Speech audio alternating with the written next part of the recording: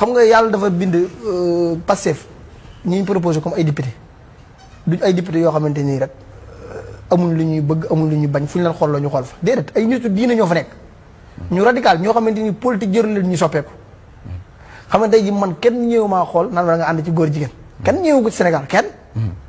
te li ma ci radical kenn nekk président assemblée nationale moo ma ci gën a radical kon képp koo dégg tey ji muy wallaahi alxasim bëri na nit ñuy taxaw fii di joxañ El Malick baaraamu tuuma El Malick leen gën a gëm diine gën leen a bëgg diine gën leen a xam diine billaahi la si laa ilaaha illa mën naa ko giñ ci yàlla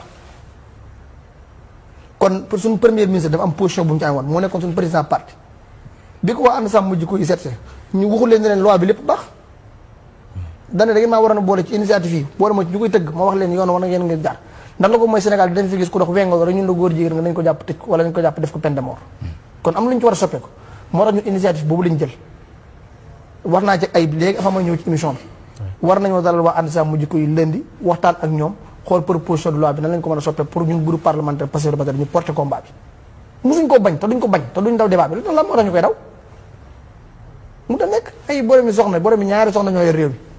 président Bassirou Diomaye ñaar la yor premier ministre yor ñaar El Malick yor ñaar sax El Malick sax benn vraiment sax mbaa duñ la woo téléphone mais ci wàllu googu kon mën nañu xaarandi que ni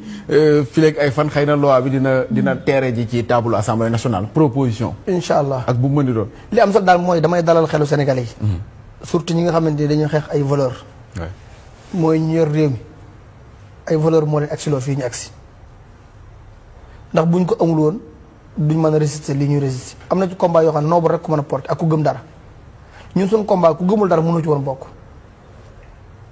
waaw combat bi ñu newoon ku ci nekkoon di yoxi bàyyi nga bu yàgg waaw kon na seen xel dal te jàpp naa ne xelu Sénégalais yi sax dal na xëy na ñu kontaanul ci ñun wa ilaa ñu jàppoon ne yaa ma gën a xam ñu mécontent yi ñooy génn di wax rek mais Sénégalais yi moom seen xel dal na ci ne ñi fi nekk dinañ criminaliser lu waa góor jigéen incha allah mais loolu ci procédure la ak